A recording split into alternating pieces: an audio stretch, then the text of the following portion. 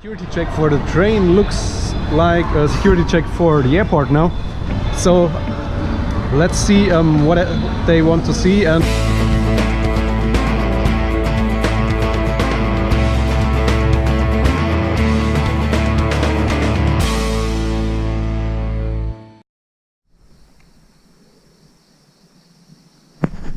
as you can see, the sun is already rising behind me. It's now 5 o'clock and 40 minutes, and we are waiting for our bus, which should arrive in around 5 minutes to bring us to Wuhan, where we will then take a train to Hangzhou. So next time I see you on the bus.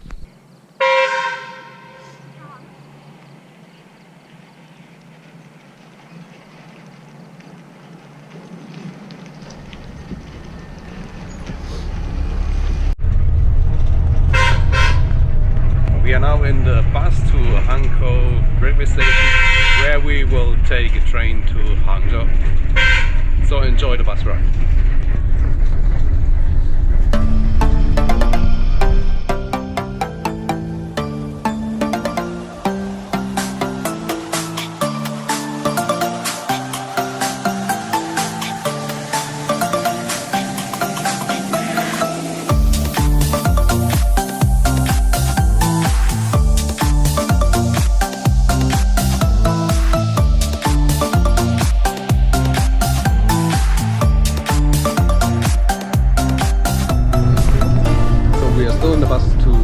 And we just stopped in a village, and some people came inside to sell some food, and we got some.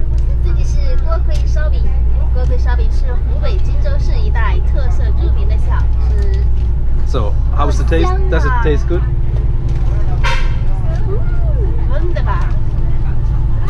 It seems to taste good, so I will also try one. Yeah.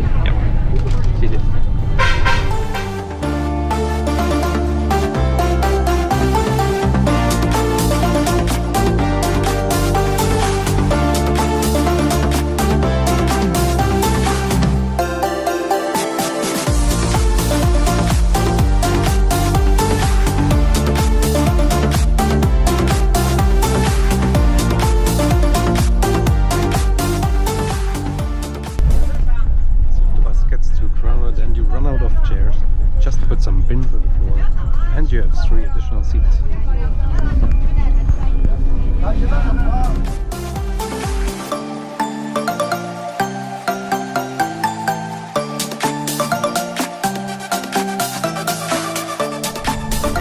After 3 hours in the bus, we arrived in Wuhan, and now we will take the subway again to go to the train station.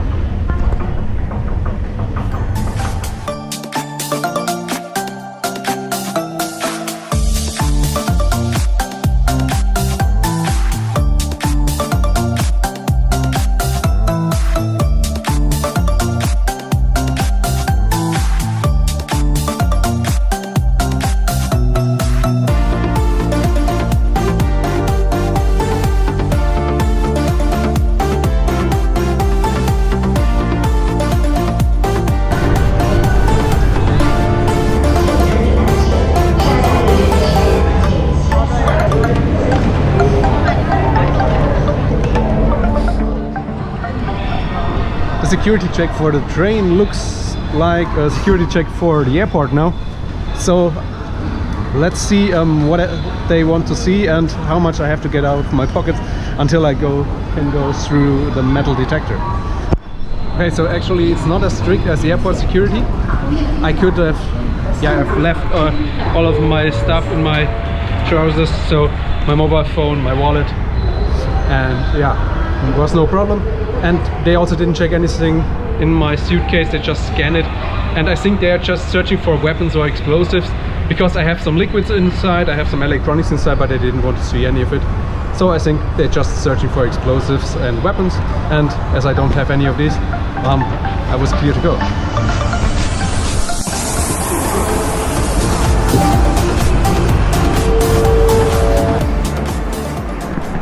So when you're in the train station and you already have your ticket, and you want to figure out which platform, then you have to look at these boards. And for example, here in Hangzhou, in Wuhan, these boards are just available in Chinese, So you have to compare the characters, and what it makes even more difficult is now they just show the final stop. So if you have a destination which is not the final stop of the train, it will not show up on this board with the name of the city, just with the number of the train. But you will find this on the ticket. You can compare it with the board, and then you see which platform you have to go to.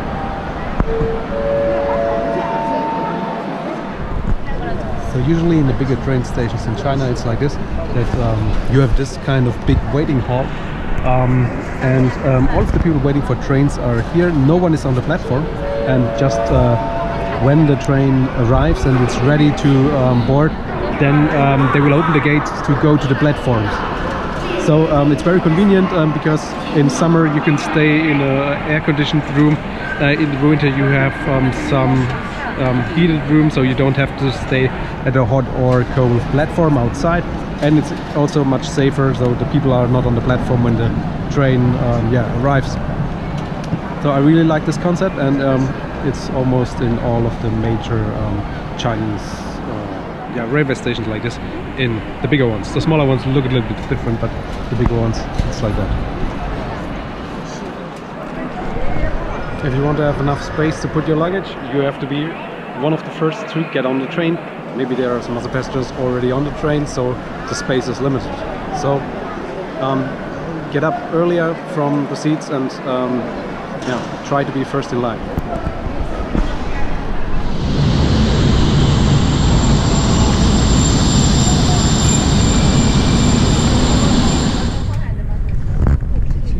So we made it in the train. It wasn't so easy, and we put our suitcase behind the last seats there. And I hope they will be there still when we get off the train in about 5 to 6 hours. So now, enjoy the ride on the train, and we will see you in Hangzhou.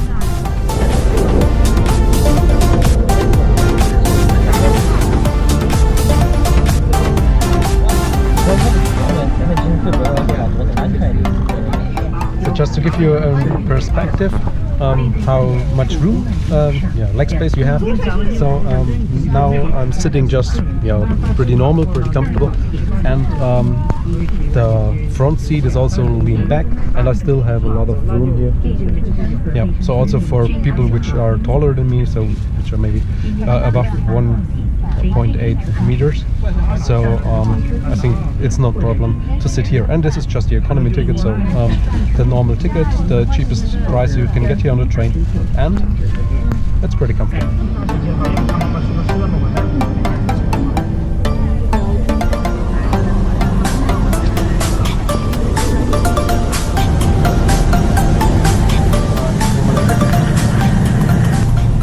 So if you want to get something to eat or to drink, there's a space in the train where you can buy it and then take the food back to your seat and eat it there.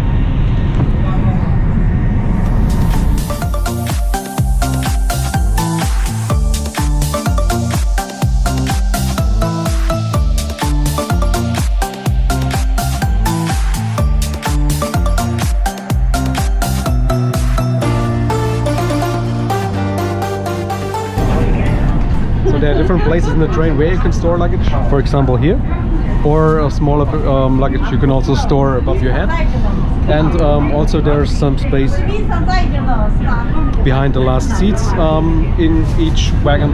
So these are the possibilities, but when there are a lot of people, then it's really hard to get some space.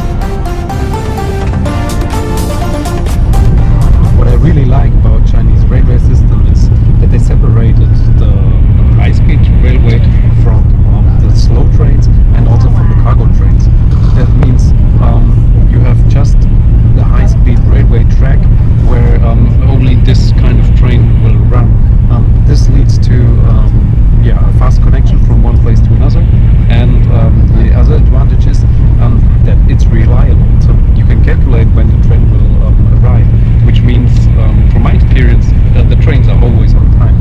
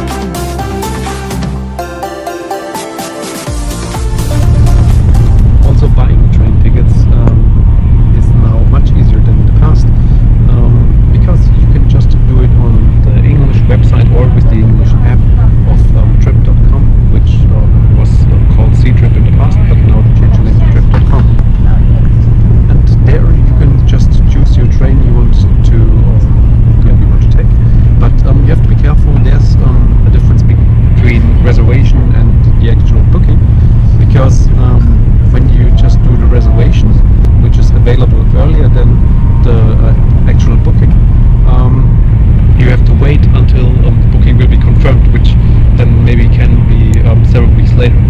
I had the experience in the past that I've done 2 reservations and both had been cancelled. And then in the time when booking was already offered, I just booked directly the tickets and then it worked.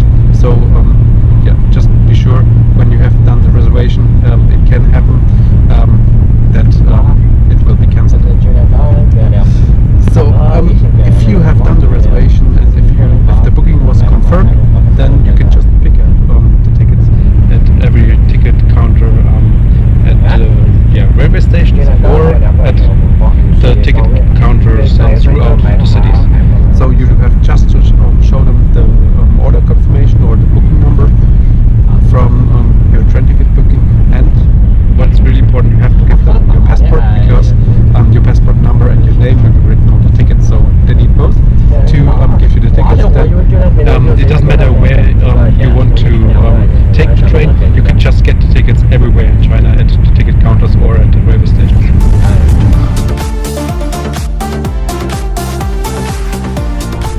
What's also very convenient in Chinese trains is that every passenger has a seat. So on your ticket they will always write a seat on it, and it's reserved for you. I just mention it because in Germany it's not the case. So you have to buy a ticket and you have to pay an additional fee if you want to also have a fixed seat. So that's not necessary here in China, and I really like this approach. And there's another advantage here. So like you might have seen, all passengers look in the direction of the train, where the train is driving to. This is because they are able to turn all of the chairs in the direction of the train. So every time the train changes direction, they can also change the direction of all of the seats. So all of the passengers are in the same direction. Also, very nice feature.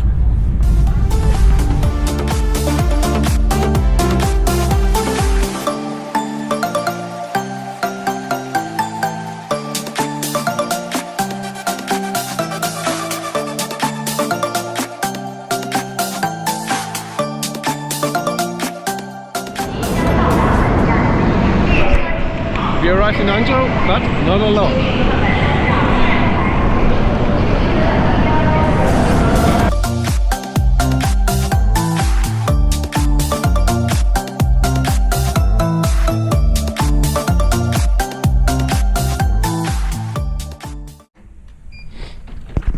Welcome to the room tour, Hangzhou edition this time again. So now we first need some light, and there's some light. So the room is quite small, like I see in the first impression, but we have a big and also soft bed, a small desk here, minibar, telephone, separate toilet, a shower which just has glass, so when you are in the shower you can see outside, and the other way around. So, and there's the free water, some other free stuff, also some more toothbrush and things over here. Here you can wash yourself, and then let's check the view.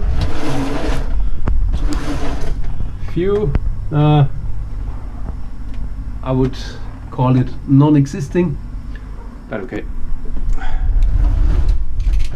Close it again. You will shake a little bit, sorry.